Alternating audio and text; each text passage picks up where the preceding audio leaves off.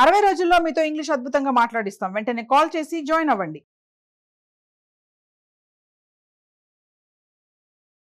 Hello నమస్తే, welcome to Suman TV. ప్రస్తుతం మనతో పాటు స్పీకర్ అండ్ ట్రైనర్ అయిన ఉషా వేమూరి గారు ఉన్నారు. వీరితో ఈ రోజు కొన్ని విషయాల గురించి మనం డిస్కస్ చేద్దాం. హలో అండి, నమస్తే. నమస్తే కీర్తి, ఎలా ఉన్నారు? బాగున్నాను మ్యామ్, మీరు ఎలా ఉన్నారు? చాలా బాగున్నాను. చాలా రోజుల తర్వాత మనం చాలా రోజులైంది మనకి మంచి గ్యాప్ వచ్చింది. మ్యామ్, సో ప్రతి ఒక్క మనిషికి ఎప్పుడే కానీ లైఫ్లో ముందుకి అంటే ఫాలో అవుతున్నప్పుడల్లా ఏదైనా నెగటివ్ ఆర్ బ్యాడ్ ఏది వచ్చినా కానీ ముందుకు వెళ్ళాలి అంటే ఏదో ఒక inspirational thing or inspirational story తను ఫేస్ చేయాల్సి ఉంటుంది. సో ఆ ఇన్స్పిరేషన్ తీసుకొని తను ముందుకు వెళ్ళడం జరుగుతుంది. అయితే నిజంగా మన లైఫ్లో చిన్నప్పటి నుంచి అయినా మనం గ్రో అయ్యేంత వరకు ముందుకు వెళ్ళడానికి ఇన్స్పిరేషన్ ఎంత గొప్పగా మనకి రోల్ ప్లే అవుతుంది అనేది మీరు చెప్పాలి మ్యామ్. చాలా, ఇది నాకు చదువుతున్నప్పుడు అద్భుతంగా ఒకటి గుర్తొస్తుంది వింటుంటే. నువ్వు అడిగిన ప్రశ్న ఏమనిపిస్తుంది అంటే, నాకు జీవితంకి మనకు ముఖ్యమైనది ఏమిటి అంటే ఏమంటాం? ఊపిరి, బ్రెత్ కదా. సో లైఫ్ కి మనం జీవించి ఉండడానికి బ్రెత్ ఎంత అవసరమో, అంటే మనకి గాలి తీసుకోవడం అనేది ఎంత తప్పదో, అలాగే మనకి సక్సెస్ కి ఇన్స్పిరేషన్ అంత ముఖ్యం. లైఫ్ కి ఏమో రెస్పిరేషన్ ఎంత ముఖ్యమో అంత ఇంపార్టెంట్ అంటారు. అంత ముఖ్యం సక్సెస్ కి ఇన్స్పిరేషన్ అంటారు. అంటే ఎప్పుడు కొన్నిసార్లు మనం ఇన్స్పైరింగ్ గా చెప్పుకోవాలి అని అంటే ప్రతిసారి మనకు అదే మూడ్ ఉండదు. అవును, కరెక్ట్. మైండ్ సెట్ అది ఎప్పటికప్పుడు మారిపోతుంది. ప్రతిరోజు బోల్డ్ అన్ని థాట్స్ వస్తాయి కదా, కొన్ని వేల థాట్స్. 36,000 if I'm right. ఒక మనిషికి ప్రతిరోజు వచ్చే థాట్స్ 36,000 థాట్స్ వస్తాయి మన ప్రమేయం లేకుండా ఒక రోజులో. వచ్చినప్పుడు మనకి లో థాట్స్ అంటే మన కిందకి దింపేసే థాట్స్ ఉండొచ్చు, మన అప్లిఫ్ట్ చేసే థాట్స్ ఉండొచ్చు, న్యూట్రల్ గా ఉండొచ్చు, నెగిటివిటీ ఉండొచ్చు, ఇన్ని రకాలు ఉంటాయి. సో దాని నుంచి మనం అలా ఉన్న మైండ్ సెట్ తో ఎలా ఇన్స్పైర్ అవుతాం కదా. కాబట్టి ఒక రోల్ మోడల్ ద్వారానో, ఒక విన్న కథ ద్వారానో, మన చుట్టూ జరిగే పరిసరాలు గమనిస్తూ ఉంటే మనకి యూనివర్స్ ఇస్ ఏ యూనివర్సిటీ అన్నారు ఒక మహానుభావులు. అంటే చుట్టూ చూస్తే ప్రతి దాని నుంచి ఒక లెర్నింగ్ ఉంటుంది మనకి. నేచర్ నుంచి కానీ, మనుషుల నుంచి కానీ, సొసైటీ నుంచి కానీ నేర్చుకోవాలనే జిజ్ఞాస ఉండాలి. కానీ దేని నుంచి అయినా కూడా మన జీవిత పాఠాలు నేర్చుకోవచ్చు కదా. ఇంకోటి ఏంటంటే, ఇప్పుడు మనకి మొబైల్స్ బాగా అలవాటు అయ్యాయి కాబట్టి అందరికీ రిలేటబుల్ గా ఉండేందుకు ఎగ్జాంపుల్ చెప్తున్నా. మనం ఒక బ్యాటరీ అయిపోయింది, ఏం చేస్తాం? మన మొబైల్ ఇదైపోతే రీఛార్జ్ చేస్తాం. మంది కూడా అంతే కదా. సిస్టమ్ బాడీకి అవుట్ అయిపోయింది, మొత్తం అంతా డిశ్చార్జ్ అయిపోయింది, చాలా లో ఉంది, రీఛార్జ్ చేసుకోవాలి. ఈ రీఛార్జ్ చేసుకుని అప్లిఫ్ట్ చేయడానికి ఇన్స్పిరేషన్ పనికొస్తుంది అనమాట ఇలాంటి స్టోరీస్. అలాగే బంగారం ఉంది, ముద్ద. ఆ బంగారం ముద్ద తెచ్చుకుని ఇంట్లో పెట్టుకుంటే ఏమైనా ఆనందం ఉందా? జెంట్స్ కి లేడీస్ కి కూడా అక్కడే తేడా వస్తుంది. మనం ఎప్పుడైనా గోల్డ్ కొందాం అంటే జెంట్స్ యూజువల్ గా ఏమంటారు? ఇన్వెస్ట్మెంట్ పర్పస్ కి కొందాం, బాండ్స్ లాగా కొందాం, లేకపోతే దీనిలా కొందాం, కానీ ఆర్నమెంట్స్ లా కొనద్దు అంటారు. మనకి ఆడవాళ్ళకి ఎప్పుడు ఆర్నమెంట్స్ లా కొనుక్కోవాలని ఉంటుంది కదా. అంటే ఇప్పుడు ఆ బంగారం ముద్ద తీసుకుని ఎదురుకుండా పెట్టుకుంటే ఆనందం కలుగుతుందా? ఆ ముద్దని మనకు కావాల్సి వచ్చిన నగలాగా తయారు చేసుకుని మనకు కావాల్సి వచ్చినట్టు వేసుకుంటేనే మనకు ఆనందం కలుగుతుంది. ఇప్పుడు అలాగే పాజిటివిటీ అంటూ ఉంది ఒక ముద్దలాగా, ప్రపంచం అంతా చాలా చోట్ల ఉంది. ఆ పాజిటివ్ ముద్ద నుంచి మనకి ఏం కావాలో అది చిన్న చిన్నగా ఒక డ్రాప్ అయినా సరే తీసుకుని మనకు కావాల్సి వచ్చినట్టు అప్లై చేసుకోవడంలో వివేకం ఉంది. అప్పుడు లైఫ్ మనకి ప్రతి వాళ్ళ ఎక్స్పీరియన్స్ కి, మన ఓన్ ఎక్స్పీరియన్స్ని బట్టి మన లెర్నింగ్స్ ఏమున్నాయో, చుట్టూ ఏం జరుగుతున్నాయో దాని నుంచి ఇన్స్పిరేషన్ తీసుకుని ముందుకెళ్ళచ్చు. ఇదనమాట ఇన్స్పిరేషన్ వల్ల బెనిఫిట్. ఒకటి ఏదన్నా దీని మీద మీరు ఏదన్నా మాకు షేర్ చేయగలుగుతారా? అంటే రిలేషన్షిప్స్ లో మనకి ఎలాంటి ఇన్స్పిరేషన్ తీసుకుని ముందుకు వెళ్ళొచ్చు సక్సెస్ అవ్వడానికి అనేది? రిలేషన్షిప్స్ అనగానే ముఖ్యంగా మనకి ఫ్యామిలీలో మనకు గుర్తొచ్చేది పేరెంట్స్ అండ్ చిల్డ్రన్ కదా.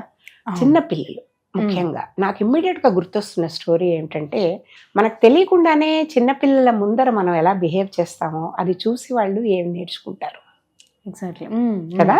ప్రతి కుటుంబంలో చాలా సింపుల్ స్టోరీ, చాలా మంది వినుండొచ్చు కూడా, కానీ ఒక డిఫరెంట్ కోణం నుంచి ఆ స్టోరీని చూసినప్పుడు మనకి ఎలాంటి ఇన్పుట్స్ దొరుకుతాయి అంటే, అర్థం చేసుకోవడానికి లెర్నింగ్స్ చాలా దొరుకుతాయి. చాలా ప్రెషర్స్ ఇవన్నీ, ఎందుకంటే స్టోరీ చిన్నదే.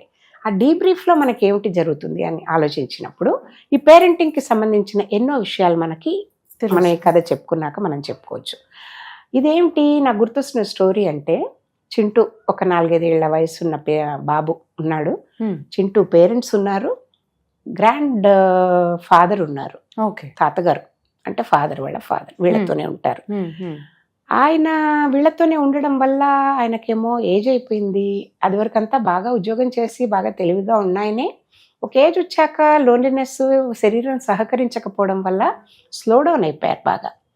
నరాలు అవి కూడా వణకడం, నర్వస్ ప్రాబ్లమ్స్, తర్వాత హెల్త్ సరిగ్గా ఉండకపోవడం, వీక్ అవ్వడం, వీటి వల్ల భోజనం చేస్తున్నప్పుడు అప్పుడు కూడా సూప్ మీద పోసుకుంటూ ఉండడం, ఆ గ్లాస్ కప్స్ కానీ బౌల్స్ కానీ గ్లాస్ కానీ అవన్నీ కూడా స్పిల్ చేస్తూ ఉండడం, కింద పడి విరిగిపోతూ ఉండడం, చాలా అసహనం ఫీల్ అయ్యేది కోడలు అనమాట. ఓకే. వాళ్ళ కోడలు.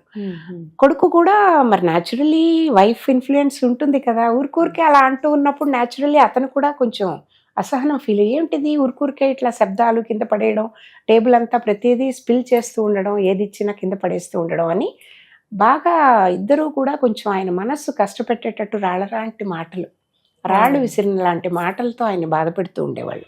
ఇలా కాదు అని చెప్పేసి ఏం చేశారు, ఆయన రూమ్లోనే ఒక కార్నర్కి ఆయనకి ఒక చిన్న టేబుల్ను ఒక చైర్ వేసి భోజనం ఆయన సెపరేట్గా ఆయన రూమ్లో కూర్చోబెట్టి పెట్టడం మొదలుపెట్టారు. ఆయన భోజనం కోసం కాదు కదా, పెద్ద అవుతూ ఉన్నప్పుడు పెద్దవాళ్ళకి యూజువల్గా మైండ్ సెట్ ఎలా ఉంటుందంటే సెకండ్ చైల్డ్హుడ్లోకి ఎంటర్ అవుతారు వాళ్ళు. మన పిల్లలు ఎంతో వాళ్ళు కూడా అంతే, చిన్న పిల్లలు. అందుకే వాళ్ళిద్దరూ బాగా కలుస్తారు. మనకి ఎప్పుడు అసలు కంటే వడ్డీ ముద్దు అంటాం, చిన్న పిల్లలు పెద్దవాళ్ళు బాగా కలుస్తారు. ఆ గ్రాండ్ పేరెంట్స్ కి వీళ్ళకి ఉండే రిలేషన్షిప్ బాండ్ చాలా గ్రేట్ గా ఉంటుంది. ఈజీగా రిలేటబుల్ ఉంటారు కూడా వాళ్ళు ఒకళ్ళకొకళ్ళు. అయితే ఇట్లా ఉన్నప్పుడు ఆ బాబు చింటూ చాలా కష్టపెట్టుకుంటూ ఉంటాడు. ఇదేంటి గ్రాండ్ ఫాదర్ని ఎందుకు ఇట్లా చేస్తున్నారు, I can see his pain కళ్ళల్లో, నాకు నా గ్రాండ్ ఫాదర్ హ్యాపీగా లేరు, నాకు తెలుస్తోంది అది అని ఆ చిన్న వయసులో వాడికి అర్థమవుతోంది. పేరెంట్స్కి అర్థం కావట్లేదు. సరే ఇలా ఊరికే అన్ని విరగొడుతున్నారనే ఉద్దేశంతో వాళ్ళు ఏం చేశారు, ఆయనకు ఒక చెక్క బౌల్ కొని అందులో పెడుతున్నారు భోజనాలు. ఎంత అసహ్యంగా ఉంటుంది కదా, అదేదో మామూలుగా అనకూడదు కానీ ఈ రోజుల్లో పెట్స్ ఏమైనా అంటే అందరూ అఫెండ్ అవుతారు. కుక్కకు వేస్తున్నట్టుగా ఉంది.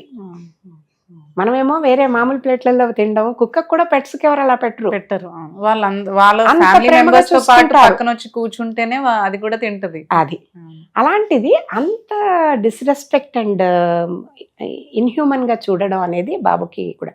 సరే ఒకరోజు ఇట్లాగే గడుస్తూ ఉంది, బాబు కష్టపెట్టుకుంటున్నాడు చింటూ. ఒకరోజు నాన్న ఆఫీస్ నుంచి ఇంటికి వచ్చి చూసేసరికి చెక్క ముక్కలన్నీ ఎదురకుండా పెట్టుకుని ఏంటో తయారు చేసుకుంటున్నాడు బాబు. ఏంటన్నా అంత బిజీగా ఉన్నావు, స్కూల్లో ఏమైనా వర్క్ ఇచ్చారా, ఏం చేస్తున్నావు నువ్వు అంటే, నేను 2 బౌల్స్ తయారు చేసుకుంటున్నాను డాడ్.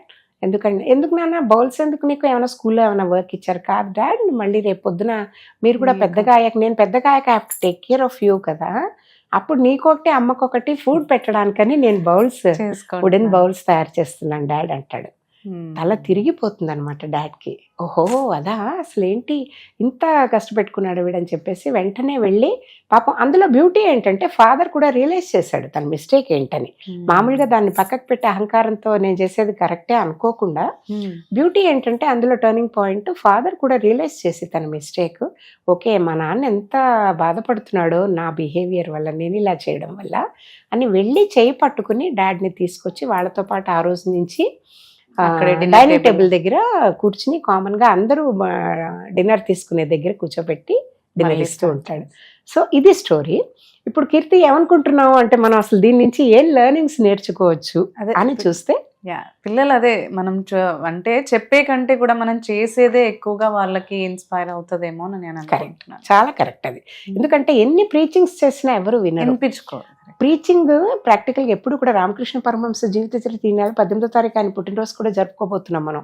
ఆయన ఏదైనా కూడా ప్రాక్టికల్ గా చెప్పేటప్పుడు స్పిరిచువల్ లెర్నింగ్ చిన్న పారబుల్స్ ద్వారా, చిన్న కథల ద్వారా చెప్పేవారు. ఆయన ఒకటే బిలీవ్ చేస్తారు, ఒక చిన్నది ఇన్సిడెంటల్లీ దీనికి తెలిసింది కాబట్టి ఎందుకు అలా చెప్తున్నావు అనే దీనికి చెప్తే, టు కట్ ఇట్ షార్ట్, ఒక 2 లైన్లలో ఒక మదర్ వాళ్ళ బాబుని తీసుకుని వచ్చిందని, ఏంటి ప్రాబ్లం ఏంటి అంటే, బాబు బాగా స్వీట్స్ తింటున్నాడు, దానివల్ల వాడి హెల్త్ పాడైపోతుంది, పళ్ళన్నీ పాడైపోతున్నాయి, వద్దని చెప్తే వింటలేదని చెప్తుంది. ఒక నెలాగి రమ్మంటారు రామకృష్ణ పరమహంస. సరే 1 నెల రోజులు అయ్యాక మళ్ళీ తీసుకొస్తే బాబు స్వీట్స్ తినద్దమ్మా అని చెప్తారు.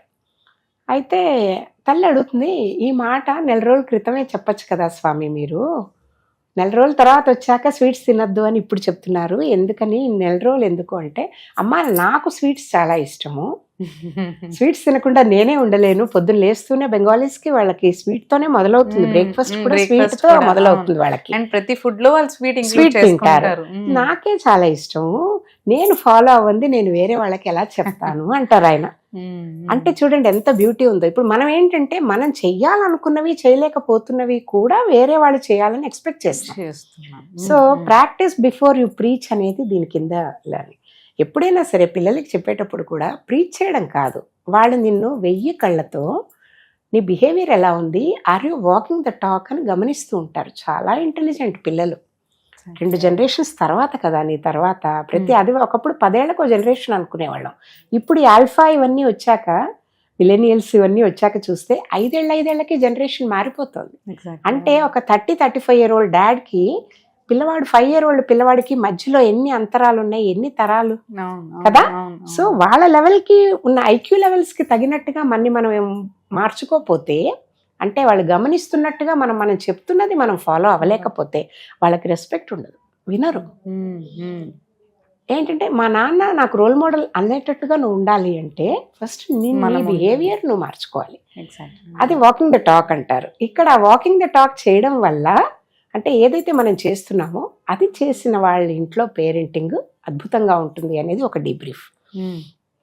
చెప్పేదానికంటే కూడా పిల్లలు కళ్ళతో గమనించేవి, చెవులతో వినేవి, చుట్టూ ఉన్నవి ఏం జరుగుతున్నాయనే అవగాహనతో వాళ్ళు ఒక అండర్స్టాండింగ్కి వస్తారు. అది రైట్ టైం వాళ్ళకు ఒక ఒపీనియన్ ఫామ్ చేసుకోవడానికి. అలాంటప్పుడు నువ్వు చెప్పేది నువ్వు చేస్తున్నది అన్నీ కూడా సింక్ అయితే వాళ్ళకి లైఫ్ లెసన్స్ బాగా ఇచ్చినట్టు అవుతుంది. ఇంకోటి ఏంటి, బిల్డింగ్ బ్లాక్స్ అంటారు. ప్రైమరీ ఒక చిన్న వయసులో వాళ్ళకి ఫార్మేటివ్ ఇయర్స్లో పిల్లలందరికీ కూడా రైట్ బిల్డింగ్ బ్లాక్స్ పడాలి. అంటే వాల్యూస్ ఉంటాయి. ఇప్పుడు మనం భగవంతుడు రోజు దేవుడికి దండం పెట్టుకోవాలి ఇవి కాదు చెప్పడం. అంటే ఎందుకు అసలు భగవంతుడు అంటే ఎక్కడున్నాడు, సర్వత్రా ఉన్నాడు కదా ప్రపంచం అంతా. అంటే ఒక ఫోటోకి దండం పెట్టుకుంటే అయిపోయిందా, మళ్ళీ పక్కకి వెళ్ళి తప్పు చేస్తే సరిపోయిందా, కాదు. వాళ్ళకి ఏం చెప్పాలి, ప్రపంచం అంతా నన్ను కనిపించని గాలి, కనిపించే ఆకాశం, నీరు, పంచభూతాలు అంతా భగవంతుడి సృష్టి. భగవంతుడు లేని చోటు లేదు అని ప్రహ్లాదుడు చెప్పాడు కదా ఆ స్టోరీలు చెప్పడం. అన్ని చోట్ల చూస్తే నీకు భగవంతుడే నిండున్నాడు. కాబట్టి ఎక్కడ చూసినా ఉన్న భగవంతుడిని నువ్వు పట్టుకోవడం కష్టం. కాబట్టి నీ అంతరాత్మగా నీ లోపల ఉన్నాడు. నీ కాన్షియన్స్ రైట్ అనిపించేది, అది కరెక్ట్ అని అనిపించేది నువ్వు చేయాలి అని చిన్నప్పుడే వాళ్ళకి చెప్పాం అనుకోండి. మనం సెంటిమెంట్స్ అలవాటు చేయడం కాకుండా అప్పుడు తనకేమనిపిస్తుంది, అంతా భగవంతుడు ఇదే అన్నప్పుడు నాలో కాన్షియన్స్ ఎట్లా నాకు రైట్ అండ్ రాంగ్ చెప్తోందో, నన్ను ఎలా ట్రీట్ చేస్తే నాకు బాగుంటుందని నేను అనుకుంటున్నానో సేమ్ ఎంపతి నేను వేరే వాళ్ళ వైపు కూడా చూపించాలి. ఎందుకంటే ప్రతి వాళ్ళలో అదే భగవంతుడు ఉన్నాడు కదా, ఆ వాల్యూ చిన్నప్పుడే ఇవ్వాలి. ఇవి బిల్డింగ్ బ్లాక్స్. వాళ్ళకి గ్రోయింగ్ అప్ స్టేజ్లో వాళ్ళకి ఇచ్చే వాల్యూస్ ఎలా ఉంటాయంటే, నువ్వు సెంటిమెంట్స్ పెట్టద్దు. వాళ్ళ సైన్స్ వాళ్ళ లాజిక్తో ఆలోచించినప్పుడు కూడా ఆన్సర్స్ దొరికేలాంటి వాల్యూ సిస్టమ్స్ నేర్పించాలి వాళ్ళకి. ఆ నేర్పించే బిల్డింగ్ బ్లాక్స్ ఇలాంటి వాటప్పుడు మనం కరెక్ట్గా ఇవ్వగలిగితే ఒక 15 ఏళ్ళు వచ్చాక అసలు వాళ్ళ గురించి నువ్వు వరేవాల్సిన పనే లేదు. వాళ్ళకి 5 to 15 గనక ఇట్లాంటి అద్భుతమైన building blocks, value systems, best practices, తర్వాత కాంపిటీషన్, అసలు రియల్ కాంపిటీషన్ అంటే ఏమిటి, తర్వాత ఎందుకు ఆనెస్టీ, ఇంటిగ్రిటీ ఇవన్నీ హెల్ప్ చేస్తాయి, లవ్ అండ్ ఎఫెక్షన్, బాండ్, మనకు ముఖ్యమైన వాళ్ళు, మనకు మ్యాటర్ అయ్యే వాళ్ళని మనం ఎలా కేర్ తీసుకోవాలి, ఇలాంటివన్నీ కనుక మనం ఆ 10 ఏళ్లలో చెప్పగలిగితే పేరెంట్స్ ఇంకా లైఫ్లో వాళ్ళంత బెస్ట్ సిటిజన్స్, వాళ్ళంత బెస్ట్ చిల్డ్రన్ రేపు పొద్దున పెద్దయ్యాక కూడా అడల్ట్స్గా ఉండడానికి ఇది ఉండదు అని నాకు అనిపించింది. పేరెంటింగ్ అని మీరు అనగానే అద్భుతంగా మనం టు స్టార్ట్ విత్ చిన్నప్పటి నుంచే క్యాచింగ్ దెమ్ యంగ్, 5 ఏళ్ల వయసులో ఉన్న పిల్లల్ని పట్టుకుని మన బిహేవియర్ ద్వారా వాళ్ళ బిహేవియర్ మీద నెగిటివ్ ఇంపాక్ట్ పడకుండా ఉండడానికి ఏం చేయొచ్చు అవును ఒక చిన్న కథ ద్వారా చెప్పుకున్నాం అనమాట. వెరీ బ్యూటిఫుల్లీ సార్, అసలు చాలా బాగా ఎక్స్ప్లెయిన్ చేశారు. Thank you so much ma'am. Thank you.